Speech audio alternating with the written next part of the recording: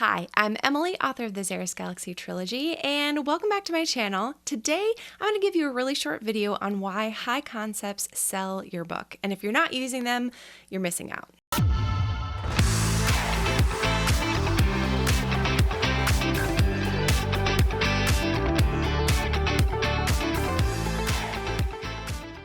Okay, first and foremost, what is a high concept? It took me a long time to kind of dive into the world of high concepts, log lines, and all of those different things like your blurbs and all that different stuff that actually goes into proposals that you send to publishers if you're hoping to be traditionally published. Now, if you're an indie and you're like, well, none of that stuff matters to me, the high concept and your log line still matter. And I'm going to tell you today why it matters so much. And that is because when you are selling, you're selling direct to a reader. And if they can't grasp the concept of your book like this, they're much less likely to actually purchase from you. Now, this is assuming that you're selling in person. If you're not selling in person and we're talking about, people looking online, Amazon, Barnes & Noble, Target, whatever, you still need to be able to master that high concept and a very concise log line to draw on your reader immediately to make that sale. For my first book, Suspended in the Stars, what I say when people come up to my table when I'm selling at a book fair or a convention is I say, hey, have you seen The Greatest Showman? And usually the answer is yes. And then I say, well, my book's like The Greatest Showman meets Star Wars about a circus in space. Bam. Usually from that point on, I can tell, yes, these people are interested, or no, they couldn't care less. It's so important to be able to have that down pat and to be able to recite it without kind of sounding really forced or like you're really trying to sell your book to people, but in a way that's conversational and can help them grasp the idea of your book.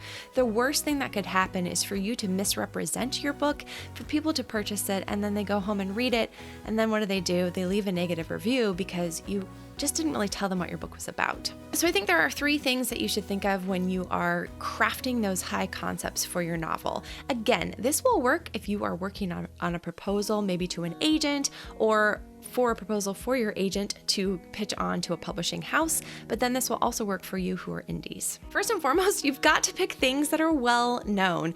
Now, this is a very subjective choice because I don't know if this thing or that thing or whatever is well known, but there's a few ways to go about this. The first thing to think of is what is something that is pretty widely known. Now, I've seen this kind of backfire on people to say like, well, my book is basically Harry Potter. Well, you can say that, yes, but that doesn't really help differentiate why it's different and why people would want to read it if they've already read Harry Potter or The Hunger Games or Divergent or whatever. So thinking of combining 2 things that are relatively well known, like I use The Greatest Showman, which is a movie about a circus, and Star Wars, which is a science fantasy series that's very well known, and putting them together, I can then very easily pitch out the book to someone else with my little tagline of saying it's about a circus in space. And that is the second part of it, is you pick things that are well known, but my second point is you tell people why it matters, why it's different. So you're adding a twist, and that twist is usually what seals the deal, I think, for readers.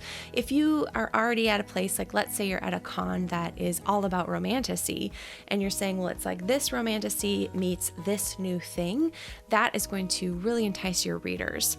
And then the third thing is to add just a little bit more to really hook your reader. So you're going to want to drop a hint. For me, I say it's about a circus in space, and then I usually move on to the very first part of my log line. So I say there's a girl who's hiding in a space circus and a rogue soldier who's on the run, and they team up together to save the galaxy. So your high concept moves straight into your log line or your hook, whatever you want to call it. And usually by that point, like I said, your readers are going to know, oh, I want to pick this up and read the back cover. I'm going to read the first chapter or the first paragraph. Or they're going to be like, no, very cool, sounds good, and then walk away because they're not interested. So at the end of the day, it's really about those high concepts that are going to sell your book. And if you think, oh, well, I'm an indie and I just write really unique stuff and it's not like anything else that's out there, that's great, but that is not going to get you new readers most of the time. What it's going to do is it's going to make people question whether or not they want to actually invest their money into it unless they can get a free sample or get it at the library, which is also great ideas.